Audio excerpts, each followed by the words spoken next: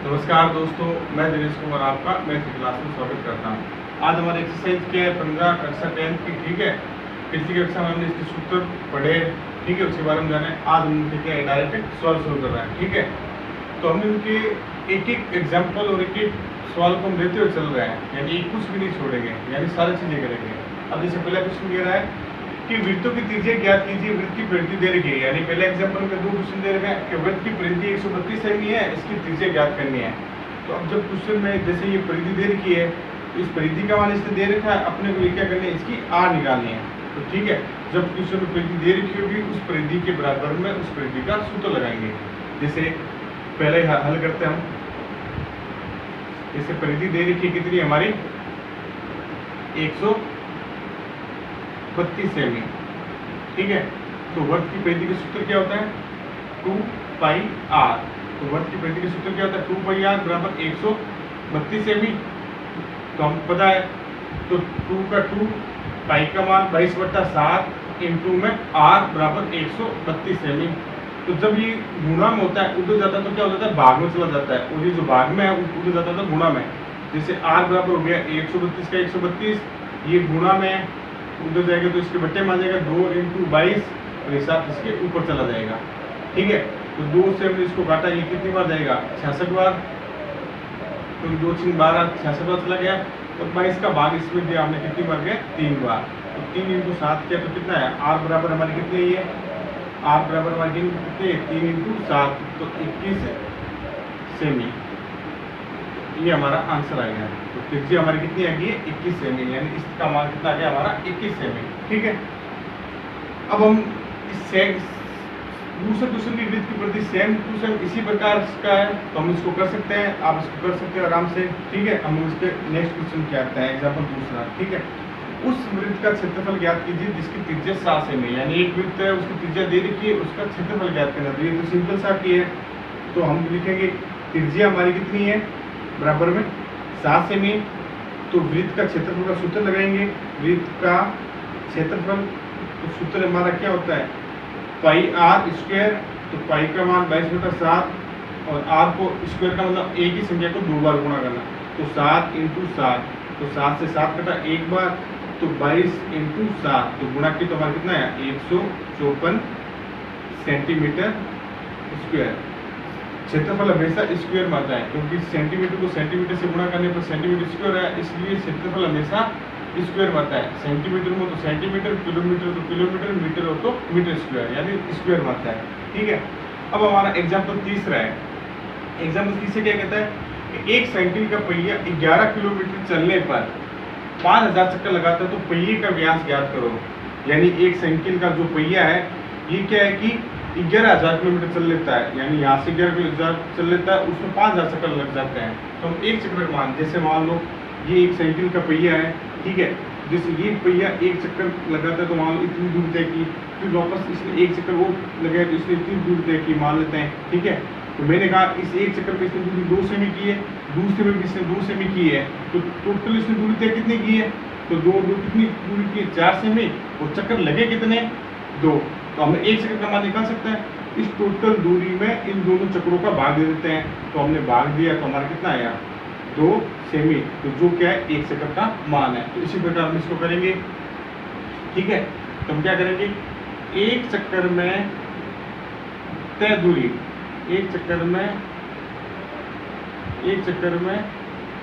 यानी पहिए द्वारा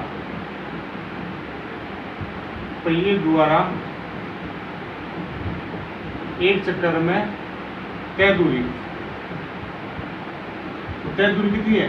जितनी चली गई दूरी है उसमें टोटल चक्रों का भाग दे देंगे, यानी पहिया चला कितना है, तो चली गई दूरी बटा चक्रों की संख्या, यानी जितनी चक्रों की संख्या होगी हम उसका भाग दे देंगे, चक्रों की संख्या। ठीक है, तो हमारी चली गई दूरी कितनी है? कितनी? 11 किलोमीटर है, और बट्टे में चक्रों की संख्या कितनी है? 5000। ठीक है, तो अब आपको बताए ये 11 क्या है किलोमीटर में, तो इसको हम इसमें बदल लेते हैं मीटर में, क्योंकि पहिए का मान लगभग हम क्या है सेंटीमीटर में ही रखेंगे। कोई भी पहिए, जैसे इसने साइकिल का पहिया बोला तो साइकिल के पहिए का मान हम क्या है सेंटीमीटर में रखेंगे। अगर इसने कुछ कहा नहीं है तो हम इसको लगभग सेंटीमीटर में रखेंगे। तो पहले हम इसको किलोमीटर में बदल लेते हैं। तो 11 किलोमीटर को मीटर में बदलने के लिए क्या करते हैं 1000 से गुणा करते हैं। किलोमीटर को मीटर में बदलने के लिए क्या करते हैं 1000 से गुणा करते हैं। तो 3 जीरो से 3 जीरो कट गया, हमारे पास बचा क्या 11/5 मीटर।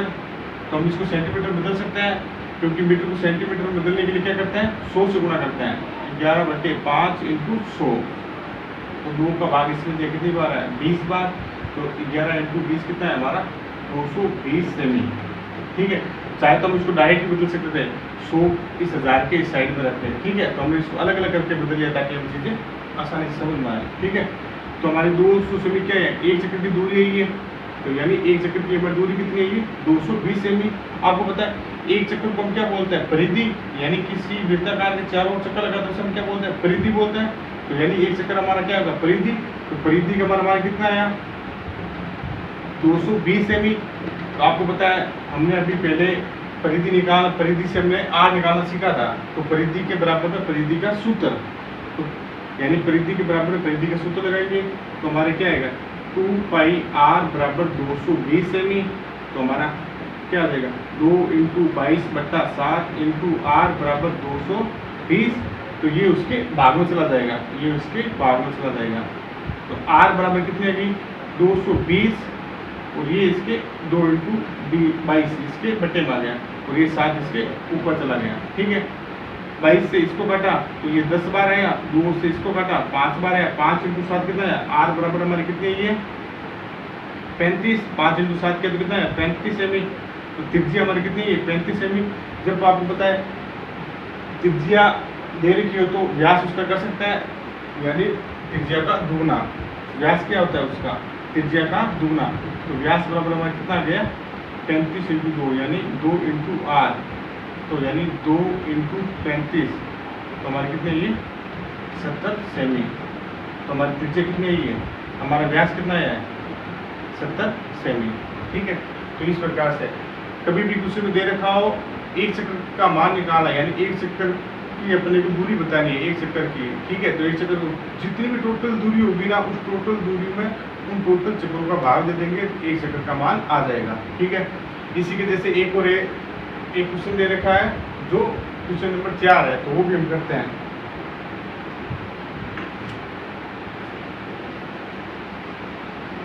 तो क्वेश्चन नंबर 4 इसी के जैसा है, क्या कहता है वो भी हम देख लेते हैं। कहता है कि 100 चक्कर में एक स्कूटर, यानी इसी के जैसा है 100 चक्कर में एक स्कूटर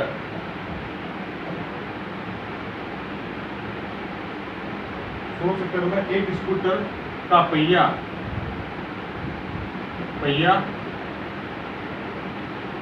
88 मीटर की दूरी तय करता है। 88 मीटर की दूरी तय करता है।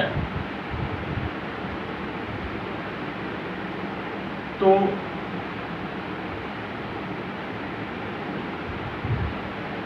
करता है इस पहिए की त्रिज्या ज्ञात कीजिए। पहिए की त्रिज्या ज्ञात कीजिए। तो यानी इसी के जैसे सेम टू सेम है, इसी के जैसे है। ठीक है, तो इसने बोल रखा है कि 100 चक्कर में 88 मीटर की दूरी तय करता है। तो हम पहले क्या करेंगे एक पहिए द्वारा 1 चक्कर में तय की दूरी, तो हम क्या करेंगे पहिए